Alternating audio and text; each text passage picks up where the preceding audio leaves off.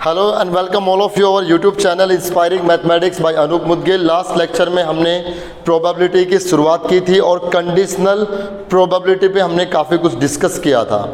Conditional probability पे based जो exercise है हम उस पर 5 क्वेश्चन बच्चों कर चुके थे। क्वेश्चन नंबर 6 से इस लेक्चर की हम शुरुआत कर रहे हैं। क्वेश्चन नंबर 6 में जो स्टेटमेंट है वो आप सब देखिएगा, बुक में सब स्टेटमेंट पढ़ करके देखें। स्टेटमेंट है ए डाई इज थ्रोन ट्वाइस। हमने एक डाई को 2 बार थ्रो किया, 2 बार हमने उस डाई को उछाला। तो एक डाई को 2 बार थ्रो करने पर आप सबके दिमाग में कितने केसेस बन रहे हैं? 36। तो सैंपल स्पेस में वो 36 ऑर्डर पेयर्स आ गए, राइट। उनको लिख करके दिखाने की ज़रूरत नहीं है, आप सबको मालूम है वो 36 केसेस कौन कौन से हैं। अब आगे बढ़ते हैं। The sum of number appearing is observe to be 6। अब कह रहा है उन डाइस के ऊपर जो नंबर आ रहे थे, जो हमने एक डाई को जो 2 बार उछाला था, पहली बार उछाला उसके बाद फिर दूसरी बार उछाला, दोनों बार उछालने पर उस डाई पे जो नंबर आ रहे थे उन नंबर्स का सम 6 था। ये हमने ऑब्जर्व कर लिया, ये हमने ऑब्जर्व कर लिया। लास्ट लेक्चर की जो नॉलेज है उसको दिमाग में एक बार लेकर के आओ कि क्या क्या बताया था। तो हमने ये ऑब्जर्व कर लिया कि उनके ऊपर जो नंबर आ रहे हैं उनका सम 6 है। देन क्या पूछा जा रहा है? What is the conditional probability that number 4 has appeared at least once. Probability ये बताओ कि उन दोनों थ्रो पे कम से कम एक बार, एटलीस्ट वंस, कम से कम एक बार नंबर 4 आए। मतलब पहली बार उछालें उस पे 4 आ जाए, दूसरी बार ना आए, मतलब एक बार तो आए ना। या पहली बार उछाले उस पे नहीं आया, दूसरी बार उछाला उस पे 4 आ गया। दोनों थ्रो में से कम एक बार नंबर 4 आना चाहिए, इसके चांस निकालने हैं। तो कम से कम एक बार का मतलब दोनों बार भी 4 आ सकता था। पहली बार उछाला उस पर भी 4 आ जाए, दूसरी बार उछाला उस पर भी नंबर 4 आ जाए, राइट। इस पूरे क्वेश्चन में अगर आप देखोगे तो एक चीज ऑब्जर्व हो चुकी है, दूसरी चीज की प्रोबेबिलिटी हमें फाइंड आउट करनी है। एक डाई को 2 बार उछाला गया, 36 केस आपके सामने है, सैंपल स्पेस आपके दिमाग में चल रहे होंगे। तो फटाफट लिखिए, let A be the event, let capital A be the event, let capital A be the event of getting a sum of 6. Let A be the event of getting a sum of 6 in 2 throws of a die. In 2 throws of a die. एक die को 2 बार throw करने पर उनका सम 6 आए, इसको मैंने event A नाम दे दिया, क्योंकि ये पहले ऑब्जर्व कर लिया था ना। आपको हर क्वेश्चन में, कंडीशनल प्रोबेबिलिटी के हर क्वेश्चन में 2 हैपनिंग दी गई होगी। तो जो ऑब्जर्व है उसको आप पहले में लिख दें, उसके बाद जो निकाल उसको बाद में लिख दें, ऐसा कर सकते हैं। लेकिन अगर किसी बच्चे ने ऐसा कर दिया कि इवेंट बी वो मान लिया जो निकालना है, और इवेंट ए वो मान लिया जो इवेंट बी वो मान लिया जो ऑब्जर्व हो चुका है, इसको अगर इवेंट बी कह देते हैं, और इवेंट ए क्या कहते हैं? जो निकालना है, तो फिर हम ए कंडीशनल भी निकालते हैं, राइट। तो इवेंट के नाम आप कैसे भी दे सकते हैं। मैं हर क्वेश्चन में आपको ऐसे बता रहा हूं कि मैं जो ऑब्जर्व कर चुका हूं उसको मैं ए लिख रहा हूं, जो निकालना है उसको मैं बी लिख रहा हूं, राइट। सो इवेंट ए क्या बना कि उनका जो सम आए वो 6 आए। आप सब जान सकते हो कि उनके ऊपर जो नंबर आ रहे हैं उनका सम 6 कैसे कैसे हो सकता है। कैसे कैसे हो सकता है? 1 5, पहली बार उछाले 1 आए, दूसरे उछाले 5 आए, तो 1 और 5 इनका सम 6 हो गया। और ये आपको हैबिट बनानी है कि ये एक सिस्टम में आप चलाएं। जैसे 1 में 5 तो अब 2 का नंबर आएगा, 2 में 4, राइट, 3 से 3, 4 से 2, 5 से 1, बस यही होंगे ना। कोई बच्चा 6 0 तो नहीं समझ रहा, 0 डाई पे होता ही नहीं, तो यही केस रहेंगे, राइट। ये सब वो केस हो गए जिसमें ये कहा गया कि जो ए इवेंट है वो उनके ऊपर नंबर्स, उनका सम 6 आने का इवेंट बना है जो ऑब्जर्व हो चुका है। राइट। अब इवेंट वो बनाओ जिसकी प्रोबेबिलिटी निकालनी है, तो लिखिए बी बी द इवेंट, फटाफट लिखिए, let B be the event, dash dash करते रहिए इसके नीचे, let B be the event of getting a number 4 at least once, B be the event of getting a number 4 at least once in 2 throws of a die, in 2 throws of a die, yes उस पे कम से कम एक बार number 4 आए। तो अभी जो हमने discuss किया था, कम से कम एक बार नंबर 4 आने का मतलब क्या है कि पहली बार आए दूसरी बार ना आए, हो सकता है दूसरी बार ना आए पहली बार आ जाए, राइट। मतलब पहली बार आए, शायद हो सकता है मैं दोनों बातों में एक ही बात बोल रहा हूँ, पहली बार 4 आया दूसरी बार नहीं आया, या फिर दूसरी बार आ गया पहली बार नहीं आया। तो मैं बना रहा हूं पहले दूसरी बार 4 आने का, तो दूसरे थ्रो पे 4 कैसे हो सकता है, 1 4 2 4 3 4 4 4 5 4 6 4, ये दूसरे थ्रो पे 4 आ गया, ये दूसरे थ्रो पे 4 आ गया, और पहले थ्रो पे 4 1 4 2 4 3 4 4 4 4 तो आ चुका, 4 5 4 6, यही केसेस बनेंगे। ये इवेंट बी हो गया, राइट, ये इवेंट बी हो गया। अब इन दोनों में हम इंटरसेक्शन ढूंढेंगे, ए इंटरसेक्शन बी, दोनों इवेंट बना दिए, अब इनमें इंटरसेक्शन ढूंढेंगे। तो इंटरसेक्शन में एक तो 2 4 रहेगा, एक 4 2 रहेगा, राइट, 2 4 4 2, ये दोनों इंटरसेक्शन में ऑर्डर पेयर आ गए, ठीक है। जैसे आप इवेंट्स बना लें, अब इन सब की प्रोबेबिलिटी हम फाइंड आउट करेंगे। So probability of A, event A की प्रोबेबिलिटी कितनी बनेगी, कितने हो गई ये, 5 आउट ऑफ 36। मैं लास्ट लेक्चर में भी डिस्कस किया था कि ये सब बातें सैंपल स्पेस में से आ रही है, इन सब की प्रोबेबिलिटी सैंपल स्पेस के बिहाफ पे बनानी है। So P A is 5/36, P B probability of B, event B की प्रोबेबिलिटी कितनी हो गई, 11/36, और इनके इंटरसेक्शन की प्रोबेबिलिटी, इनके इंटरसेक्शन में ये सिर्फ 2 ऑर्डर पेयर है, कितना, 2/36, ठीक है। यहां तक अकॉर्डिंग टू क्वेश्चन हमें बच्चों प्रोबेबिलिटी किसकी निकालनी है, प्रोबेबिलिटी किसकी निकालनी है।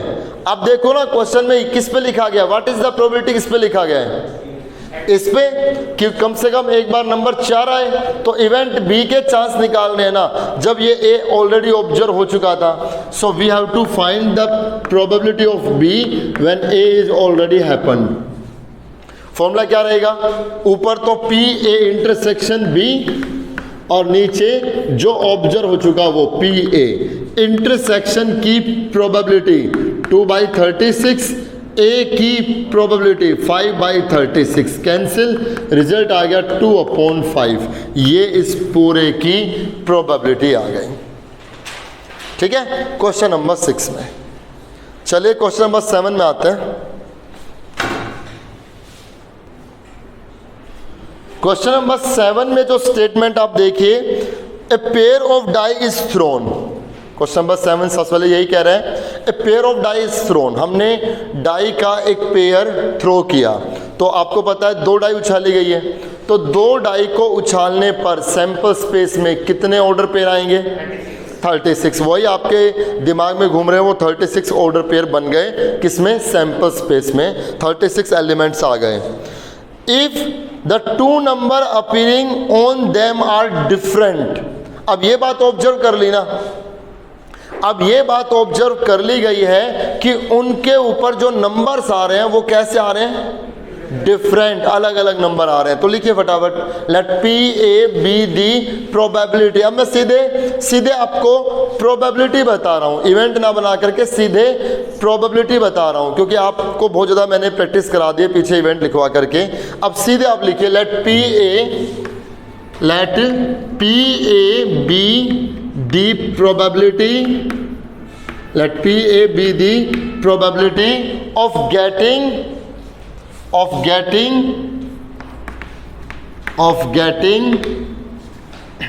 different numbers on a pair of dice. P A probability है क्या आने की, पेयर ऑफ डाइस पे डिफरेंट नंबर आने की, of getting a different number on A pair of dice. अब बताइए, पेयर ऑफ डाइस के ऊपर डिफरेंट नंबर आए, ऐसे कितने केस हैं? 30। टोटल 36 केस होते हैं, टोटल 36 केस हैं। उन 36 में से इक्वल आने तो 6 हैं, 1 1 2 2 3 3 4 4 5 5 6 6। ये 6 केस ऐसे हैं जब उसमें दोनों ही डाइस पे नंबर सेम आ रहे हैं। तो इन 6 केसेस को हटा करके 36 में से ये 6 केस हटा दें, 30 केस ऐसे हैं जिसमें क्या कहा गया है कि उनके ऊपर जो नंबर आ रहे हैं वो कैसे आएंगे, डिफरेंट आएंगे। तो इस ए इवेंट में 30 केस बनेंगे ना, तो उस इवेंट ए की प्रोबेबिलिटी कितनी होगी? 30/36, राइट। कैंसिल मत करो, इतना ही रखो, लास्ट में अपने आप फटाफट हो जाएगा। 30/36 हो गया। यहाँ तक सब बच्चे को क्लियर है? अब क्या पूछा गया है? एक्चुअली इसमें 2 पार्ट बनाए गए हैं अब 7th में। फर्स्ट पार्ट में कह रहे हैं what is the probability that the sum of number is 6, कि उनका सम 6 आए। पीछे क्या था, सम 6 आने के कौन कौन से केस बनेंगे। सेकंड पार्ट में कह रहे हैं the sum of number is 4 और लेस। मैं इसका सेकंड पार्ट करा रहा हूं, फर्स्ट पार्ट आप करके देख लेना।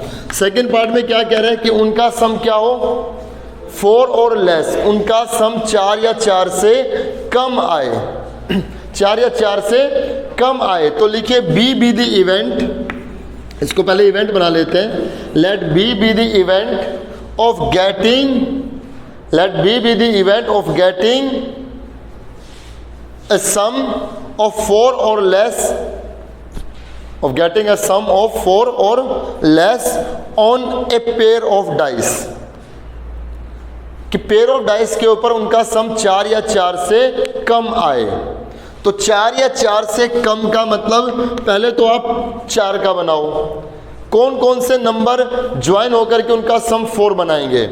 1 3 सिस्टम से चलना है, 1 में 3, फिर बोलिए 2 में 2, राइट। ये नहीं देखना कि सर इसमें तो वो आ ही नहीं रहा, हमें सैंपल स्पेस, जितने भी इवेंट बनाएंगे वो सैंपल स्पेस में से बनाएंगे, ये नहीं कि इसमें से देखें। 1 3 हो गया, 2 2 हो गया, फिर 3 1, बस 4 के तो यही बने। अब कह रहा है 4 से कम भी हो सकता है, तो 4 से कम कौन, 3, 4 से लेस कौन, 3, तो उनका सम 3 कैसे आएगा, 1 2, सिस्टम से चलना है, 1 2 और कितना हो सकता है, 2 1, राइट। और 3 से लेस कितना, 2 कैसे हो सकता है, 1 1, बस 2 से लेस तो होगा नहीं।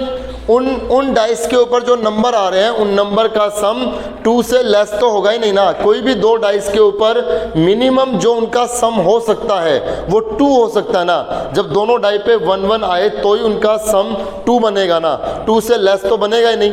तो ये इवेंट बी हो गया, ये इवेंट बी हो गया, राइट। अब मुझे इस इवेंट ए में और इवेंट बी में दोनों में इंटरसेक्शन ढूंढने हैं। इन दोनों इवेंट्स में इंटरसेक्शन कौन कौन होंगे। तो ये 30 केस कौन से हैं, जो डिफरेंट वाले हैं, इसमें इक्वल वाला कोई भी नहीं है ना, और इसमें ये आपको दिख ही रहा है। तो इसका मतलब एक तो 2 2 और एक 1 1, ये दोनों नहीं होंगे ना इसमें, 2 2 और 1 1 इसमें नहीं है ना, डिफरेंट वाले हैं इसमें सारे। तो कौन कौन हो गए इंटरसेक्शन में, 1 2 3 4, ये 4 हो गए ना। कौन कौन, 1 3 3 1 1 2 2 1, ये इनका इंटरसेक्शन का सेट बन गया। अब इन सब पे प्रोबेबिलिटी हम निकाल लेंगे। इवेंट ए की प्रोबेबिलिटी तो हमने निकाल ली थी। इवेंट बी पे प्रोबेबिलिटी कितनी बनेगी? 1 2 3 4 5 6 अपॉन 36। इनके इंटरसेक्शन पे प्रोबेबिलिटी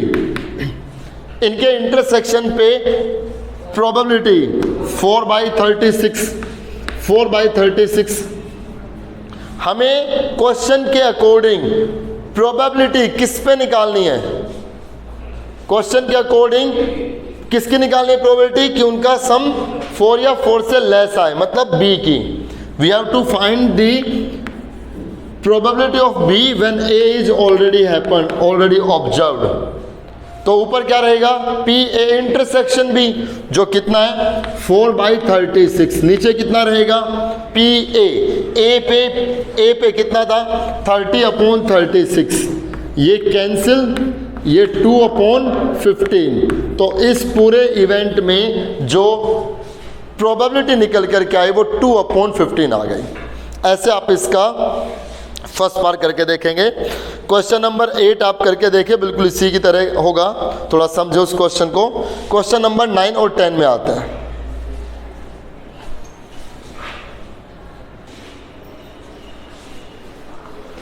क्वेश्चन नंबर 9 में स्टेटमेंट पढ़ते हैं बच्चे। क्या दिया है? 10 cards numbered 1 through 10 are placed in a box. 10 cards हैं। 10 वो बचपन में आप और अभी भी खैर पर्चियाँ बनाते होंगे ना, जैसे एक पेज पे 1 लिख दिया, 2 लिख दिया, 3 लिख दिया, ऐसे 10 तक पर्ची बना करके वो स्लिप बना करके रखी हुई है। ठीक है। 10 कार्ड्स नंबर फ्रॉम 1 to 10, उन पे नंबर लिखा है 1 2 3 ऐसे 10 तक। Are placed in a box mix up thoroughly, उनको एक बॉक्स में रख दिया और उनको मिक्स कर दिया, पता नहीं कौन सी पर्ची कहाँ पर है। एंड फिर क्या हुआ उसमें? Then 1 card is drawn randomly, फिर उसमें से एक कार्ड हमने रैंडमली वर्ड आप समझते हो, मतलब ये नहीं था कि कौन सा कार्ड आएगा, कि उसमें से हमने बस ऐसे ही कोई एक कार्ड उठा लिया रैंडमली, मतलब वो कोई भी कार्ड निकल करके आ सकता था। राइट। फिर क्या किया? If it is known that the number on the drawn card is more than 3, जब हमें ये पता है कि उस कार्ड के ऊपर जो नंबर आ रहा है वो मोर देन 3 आ रहा है, मतलब ये बात तो ऑब्जर्व हो चुकी ना कि उस कार्ड पे जो नंबर आ रहा है वो नंबर क्या है? मोर देन 3 है। What is the probability that it is an even number? तो प्रोबेबिलिटी इसकी बतानी है, संभावना इसकी निकालनी है, पॉसिबिलिटी ये निकालनी है कि वो इवन नंबर हो। तो एक बात ऑब्जर्व हो चुकी है, दूसरी बात हमें निकालनी है। फटाफट करते हैं। Let A be the event, लिखिए फटाफट। Let A be the event of getting, पूरे क्वेश्चन में ऑब्जर्व क्या हुआ था? पूरे क्वेश्चन में ऑब्जर्व क्या हुआ था कि वो जो नंबर आ रहा है वो क्या है? ग्रेटर देन 3 है। Let A be the event of getting a number greater than 3, of getting a number greater than 3 from cards 1 to 10, from cards 1 up to 10, इन्हीं कार्ड से ना। तो 3 से ग्रेटर कौन कौन होंगे?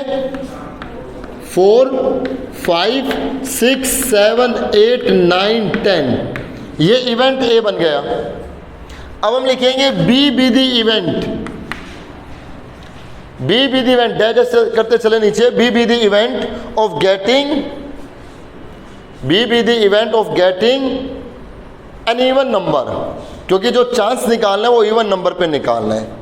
B be the event of getting an even number from cards 1 to 10। तो even number कौन कौन है? अब यही तो गलती है, 4 नहीं, इसमें से नहीं देखना, हमें पूरे सैंपल स्पेस में से देखना है। जितने भी इवेंट बनाएंगे वो सारे इवेंट सैंपल स्पेस में से बनाएंगे, इवेंट से इवेंट नहीं बनता। तो कौन कौन है? 2 4 6 8 10, वो जो आप सोच रहे हैं 4 इसमें 4 है तो 4 ही आना चाहिए, वो फॉर्मूले का काम है। वो फॉर्मूला ऐसा डिजाइन किया है जो आप बात सोच रहे हो उसी पे वो एक्यूरेसी देगा। अब हमें इंटरसेक्शन में ढूंढना है, इन दोनों में इंटरसेक्शन, दोनों बातों के साइमल्टेनियसली हैपन होने के चांस। तो इसमें कौन कौन आएगा? 4, 6, 8, 10। ठीक है, अब इनके चांसेस निकाल रहे हैं। ए के चांसेस क्या है हैपन होने के? 7/10, ये 7 नंबर हो गए ना, 7/10। बी के हैपन होने के चांस कितने हैं? 5/10। इनके इंटरसेक्शन के हैपन होने के चांस कितने हैं? 4/10। किसकी प्रोबेबिलिटी हमें किसकी निकालनी है? बी की। So we have to find the probability of B when A is already happened. ऊपर इनका इंटरसेक्शन कितना? 4/10। नीचे वो जो हैपन हो चुका है 7/10। कैंसिल कितना आ गया? 4/7। ये इसके चांसेस आ गए। आई होप आप सबको समझ आ रहा होगा। क्वेश्चन नंबर 9 में, मतलब आप 9 ही नहीं, जितने भी अभी तक हम करते आ रहे हैं सभी में वही बात चलती जा रही है। स्टेटमेंट है, स्टेटमेंट के अकॉर्डिंग इवेंट्स बनाने हैं और इवेंट्स के अकॉर्डिंग फिर क्वेश्चन को चलाना है। आगे चलते हैं। क्वेश्चन नंबर 10 आपके लिए रख दिया, आप करके देखना। क्वेश्चन नंबर 11 में आते हैं। क्वेश्चन नंबर 11 में देखना क्या कहा गया है। The probability that a student selected at random from a class will pass in mathematics is 4/5। ये कहा गया है कि किसी क्लास से एक स्टूडेंट सेलेक्ट किया, एक बच्चा सेलेक्ट किया, वो मैथमेटिक्स में पास होगा, इसके चांस 4/5 है। तो सीधे सीधे चांस दिए गए ना, सीधे सीधे हमें प्रोबेबिलिटी बताई गई है ना। तो लिखिए, आप फटाफट लिख दीजिए, let P A be the probability, let P A be the probability that a student pass in mathematics। वो मैथमेटिक्स में पास होगा, इसके चांस दिए गए हैं 4/5। क्लास से हमने रैंडमली कोई एक स्टूडेंट सेलेक्ट कर लिया और वो स्टूडेंट मैथमेटिक्स में पास होगा, इसके चांस 4/5 है। And the probability that he और she will pass in mathematics and computer science. Mathematics and computer science is 1/2। तो एंड अगर किन्हीं दो चीज़ों के बीच में अगर एंड आ गया तो इसका मतलब वो इंटरसेक्शन है। किन्हीं दो इवेंट्स के बीच में अगर और आ गया तो यूनियन है। ये टर्म्स हमने 11th क्लास में सेट्स में ही जान ली थी। तो क्या कहा गया कि वो बच्चा मैथमेटिक्स में पास होगा या होगी, मैथमेटिक्स एंड कंप्यूटर साइंस मतलब दोनों में पास होगा, इसके चांस क्या है? 1/2। एंड मतलब क्या है? इंटरसेक्शन। तो दूसरा इवेंट और आ गया ना, दूसरे इवेंट का नाम क्या है? Computer science. तो आप सबसे पहले उसको मेंशन करेंगे कि जो बी इवेंट है वो किसके लिए हम लिख रहे हैं। तो आप यहाँ पे लिखिए लेट पी बी, मतलब इंटरसेक्शन में जाने से पहले उसको मेंशन तो करें आप कि किस नाम से हम लिखेंगे। तो लिखिए let P B the probability dash dash करते चले, B the probability of student that a student will pass in computer science, will pass in computer science. कितना नहीं पता, क्वेश्चन मार्क। इसका कहीं ब्यौरा नहीं दिया, पूरा क्वेश्चन पढ़ोगे तो कहीं ब्यौरा नहीं दिया, ये क्वेश्चन मार्क लगा दो। हाँ, ये कहा गया है इन दोनों में intersection and maths and computer science दोनों में पास होने का चांस कितना है? 1/2। इस क्वेश्चन में जो मैथमेटिक्स कंप्यूटर साइंस है ना, वो मेरे अपनी लाइफ से भी कनेक्ट है। हमारा जो दाम्पत्य जीवन है, गृहस्थ जीवन, वो मैथमेटिक्स और कंप्यूटर साइंस पे है। मैं मैथमेटिक्स से हूँ और होम मिनिस्टर जिसके देख रेख में सारा घर चलता है वो कंप्यूटर साइंस है। तो इस क्वेश्चन में पर्टिकुलर मैथमेटिक्स और कंप्यूटर साइंस दोनों इन्वॉल्व हो रहे हैं। मैथमेटिक्स में पास होने के चांस कितने हैं? 4/5, और कंप्यूटर साइंस में पास होने के चांस ये नहीं मालूम, क्वेश्चन मार्क लग गया, राइट। और दोनों में पास हो जाए इसके चांस दिए गए हैं कितने, 1/2। अब आपसे क्या पूछा जाएगा, ये मैं स्टेटमेंट आपके सामने पढ़ रहा हूं, आप हर बच्चे की आवाज आनी चाहिए कि क्या पूछा गया है, मतलब आप मुझे सिंबॉलिकली बताएं कि क्या निकालना है। What is the probability that he will pass in computer science if it is known that he has passed in mathematics? भाई नहीं, conditional, PB conditional A।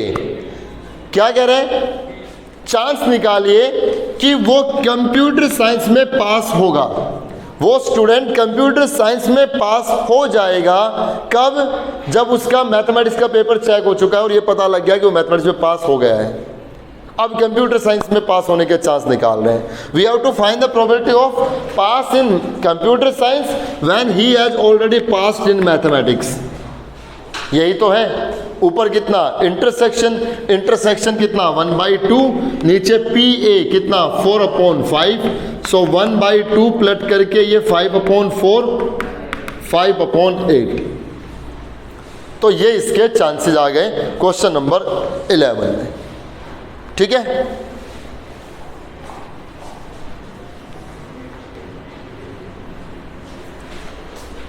Question number 12 लेते हैं बच्चे। काफ़ी अच्छा क्वेश्चन मैं इसको कहूँगा, क्वेश्चन नंबर 12 को।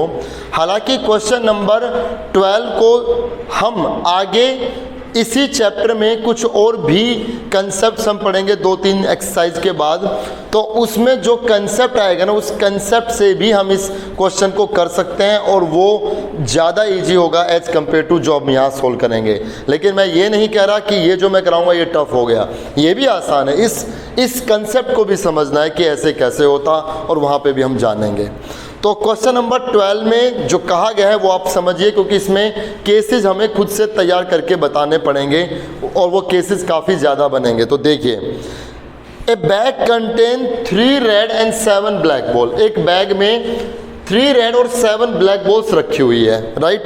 चलिए आगे क्या कहा, 2 balls are drawn at random without replacement. इससे हमने 2 बॉल निकाली, और वो कैसे, without replacement, with replacement, without replacement. ये दोनों में आपको पता होना चाहिए कि क्या है। विद रिप्लेसमेंट तो क्या है कि इस बैग से मैंने एक बॉल निकाली, उसका कलर देखा और उसको वापस रख दिया, फिर दूसरी बॉल निकाली, तो जो पहली बॉल निकाली वो कितने के ग्रुप में से आई, 10 हो गए ना टोटल। आपके बैग में टोटल 10 बॉल्स रखी है, 3 रेड है 7 ब्लैक है। आपने एक बॉल निकाली, पहले जो आपने बॉल निकाली थी वो कितने के ग्रुप में से आई थी, 10 के ग्रुप में से। आपने वापस रख दी। अब आप दूसरी बॉल जब निकाल रहे हो वो कितने के ग्रुप में से, फिर से 10 के ग्रुप से, फिर से 10 के ग्रुप से। अगर ये हो गया विद रिप्लेसमेंट। अगर विदाउट रिप्लेसमेंट है तो पहली बॉल निकाली, देखी और फेंक दी। अब जब दूसरी बॉल निकालेंगे तो वो 9 में से आएगी, पहली 10 में से, दूसरी 9 में से। तो सबसे पहले तो आप ये समझें कि अगर मैं इस बैग से 2 बॉल निकालूंगा विदाउट रिप्लेसमेंट तो टोटल आउटकम्स कितने बनेंगे, पहले के लिए 10 थे और दूसरे के लिए 90 आउटकम्स होंगे। ये मल्टीप्लाई क्यों कर दिया, चलो परमुटेशन कॉम्बिनेशन में chapter class 11 chapter 7 first exercise में ही था कि क्यों हुआ मल्टीप्लाई, क्योंकि पहले सेट में तो 10 बॉल है ना, वो 10 बॉल पता है कैसी है, ये जो 3 रेड बॉल है ना, ये रेड बॉल्स का नाम अलग अलग हो गया, इन्होंने आइडेंटिकल नहीं कहा। अगर आइडेंटिकल कहता तो उसका मतलब तीनों रेड एक जैसी है। रेड कलर में तो रेड है लेकिन वो आइडेंटिकल नहीं है, साइज में हो सकता है, क्वालिटी में हो सकता है, कंपनी के टैगलाइन से कुछ भी हो सकता है, राइट, लेकिन तीनों आइडेंटिकल नहीं है। तो एक बॉल का नाम हमने R1, एक का R2 और एक का R3, ये 3 रेड बॉल हो गई। और यहाँ से black B1, B2, B3, B4, B5, B6, B7, right, ये 7 ब्लैक बॉल्स हो गई। थिंक अबाउट इट, पहले जब हम पहली बॉल निकालेंगे तो पहले इस ए सेट में जो पहला इवेंट हुआ उसमें ये 10 के 10 अवेलेबल है ना बच्चों, बोलिए, ये 10 के 10 अवेलेबल है ना। जब दूसरा ग्रुप बनेगा तो इनमें से कोई एक मिस होगा ना, मुझे नहीं पता कौन सा होगा, कोई एक तो मिस होगा ना, तो इसमें 9 केस होंगे ना, 9 केस होंगे ना। तो वो दोनों बॉल कौन कौन सी आ सकती है? हो सकता है पहली ये रेड आए, फिर ये रेड सेकंड आए, क्या पता R1 मिस हो गई हो। पहली ये रेड आए, दूसरी ये B1 आए, नहीं समझे? इस R1 का इन 9 के साथ पेयर बनेगा ना, उसका नहीं बनेगा जो इसमें से पहले ट्रायल में आ चुकी थी। Getting my point? इसी तरह इसका भी 9 के साथ बनेगा ना, इन 10 का सबका 9 के साथ बनेगा ना। तो जब वो जुड़ेंगे 10 + 10 + 10, 9 टाइम्स 10 × 9, 90 आउटकम्स, 90 पेयर बनेंगे कि नहीं बनेंगे? राइट, समझ में आ रहा है आपको? अगर मैं डाई के ऊपर कहता कि एक डाई उछाली और उसके बाद फिर दूसरी डाई, उस डाई को दोबारा उछाला, और ये कहा गया कि मैंने जब पहली बार डाई उछाली थी तो उसके ऊपर जो नंबर आया था ना, उस नंबर को मैंने पेंट कर दिया, उसको ढक दिया, उसको मैंने नंबर को ख़त्म कर दिया, तो अगली बार जो नंबर आएगा वो कोई 5 आएंगे ना, तो टोटल आउटकम 36 थोड़ा बनेंगे, कितने बनेंगे? 30 बनेंगे। पहले जो 6 आ रहे हैं वो अगले बार जो आएंगे कोई 5, उनके साथ पेयर्स बनाएंगे। Good my point? इस तरीके से कितने केस बने? ये 90। अब चलते हैं इन पे पूछा क्या गया है। तो इसमें पूछा गया है क्या, इतना हो गया, if the second selection is given to be red. अब ये कह रहा है कि जो 2 बॉल निकाले ना हमने एक एक करके, उसमें जो दूसरी बॉल आई वो रेड आई है, सेकंड सिलेक्शन इज, तो ये ऑब्जर्व हो गया। What is the probability that the first is also red? ये हमने ऑब्जर्व कर लिया कि जो सेकंड बॉल आई वो कैसे आई? वो रेड आई। तो चांस इसके निकालने हैं कि जो पहली बॉल आई है वो भी कैसी हो? पहले थ्रो में, पहले ट्रायल में जो हमने बॉल निकाली थी वो भी कैसी हो? वो भी रेड हो। तो 2 इवेंट बन गए, एक इवेंट तो दूसरे थ्रो पे रेड, एक पहले पे। तो लिखिए, let A be the event, बड़ा पेशेंस रख करके क्वेश्चन करना है। Let A be the event of getting a red ball in second draw, or you can say in second throw, in second trial, of getting a red ball in second trial। तो second trial पे red आने के chances क्या क्या होंगे जरा समझते हैं, क्योंकि यही कह रहे हैं ना कि ये ऑब्जर्व कर लिया कि सेकेंड जो बॉल आई वो कैसी थी? रेड थी। बताओ पहली भी रेड आई, तो मैं इवेंट ए में कौन से बनाऊंगा? इवेंट ए में मैं वो सब केस लिखूंगा जब दूसरे नंबर पे रेड आए। थिंक अबाउट इट, देखना कैसे। पहली R1 आ गई, दूसरी R2 आ गई, तो सेकंड पे रेड आ रही है ना, सेकंड रेड आ रही है ना। केसेस बना रहा हूं, टोटल क्या क्या हो सकते हैं? R1 R3 हो सकते हैं, बताइए। सेकंड बॉल रेड आ रही है ना, R2 का मतलब ये सुनना, ये सेकंड है, सेकंड थ्रो पे रेड आनी चाहिए, मतलब इस सेकंड नंबर पे कोई रेड रहनी चाहिए, चाहे वो R1 हो, चाहे वो R2 हो, चाहे वो R3 हो, है तो वो रेड ना, वो तो कलर के हिसाब से पूछ रहा है ना। तो R1 R2, R1 R3 second पे रेड होनी चाहिए। एक केस क्या हो सकता है? R2 R1। एक केस क्या हो सकता है? R2 R3। एक केस क्या हो सकता है? R3 R1। एक क्या हो सकता है? R3 R2। मेरी बात समझ में आई? ये तो रेड के हिसाब से हो गई, मतलब दूसरे नंबर पे रेड आ रही है ना। अब देखिए और क्या होगा। B1 R1, पहली ब्लैक आए, ब्लैक 1 और दूसरी R1 आए, तो दूसरे नंबर पे रेड आ गई ना। आपको दूसरे नंबर पे रेड के इवेंट बनाने हैं। फिर कितना आएगा?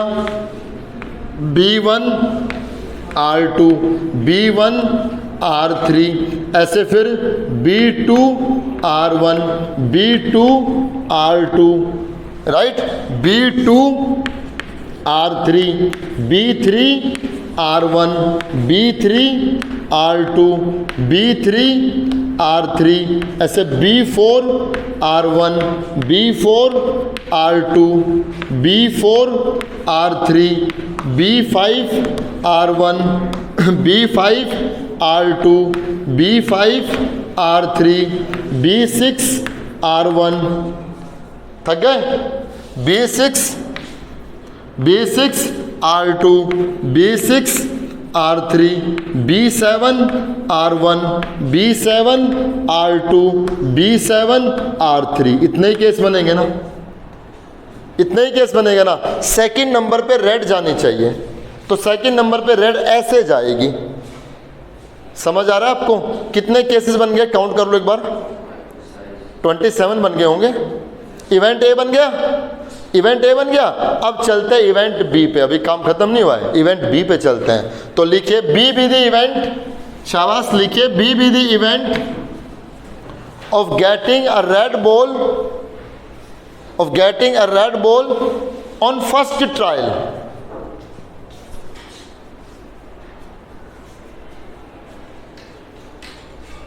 फर्स्ट ट्रायल में, फर्स्ट आउटकम में रेड बॉल आए, तो अब इसके मैं इवेंट बना रहा हूं। Let B be the event of getting a red ball on first trial. तो पहले ट्रायल में पहला जो हमने बॉल निकाली उस पर रेड आई, इसके चांसेस क्या होंगे वो जरा हम बना रहे हैं। तो मेरे हिसाब से तो सारे रहेंगे 1 2 3 4 5 6, ये सारे रहेंगे ना, क्योंकि इनमें रेड पहले नंबर पे भी है कि नहीं। तो ये क्या क्या रहेंगे, R1 R2, R1 R3, R2 R1, R2 R3, R3 R1, R3 R3 R2, है ना, यही रहेगा।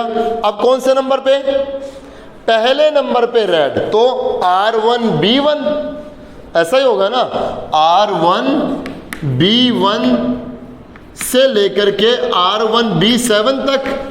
मेरी बात समझ में आई? आप ये सारे दिखाओगे लिस्ट बना करके, मैं थोड़ा शॉर्ट में बता रहा हूँ। R1 B1 से लेकर के R1 B7 तक लिखोगे सारे, फिर R2 B1 से लेकर के R2 B7 तक लिखोगे सब, और फिर R3 B1 से लेकर के R3 B7 तक लिखोगे सभी। कितने केस हो गए?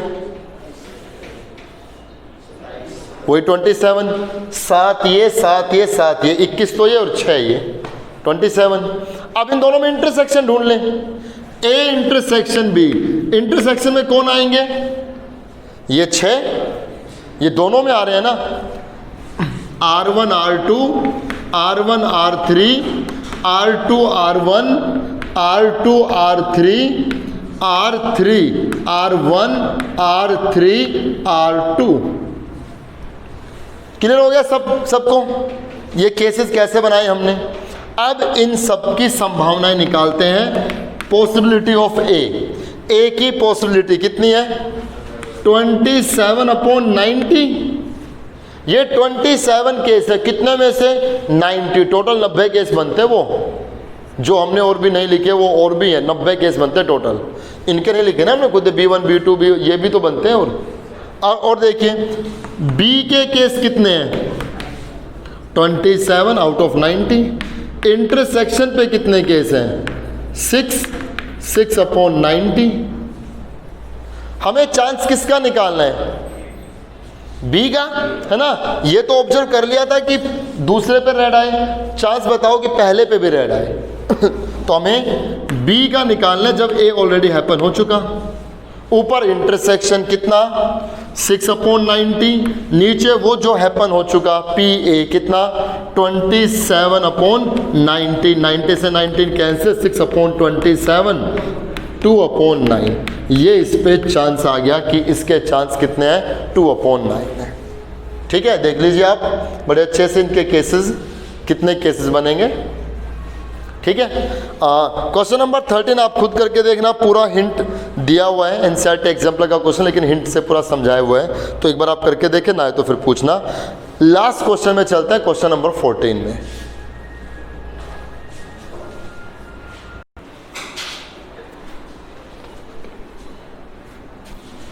क्वेश्चन नंबर 14 देखते हैं इस एक्सरसाइज में, लास्ट क्वेश्चन। स्टेटमेंट समझिए, a coin is tossed until a head appears और until it has been tossed 3 times. इस लाइन का मतलब समझना।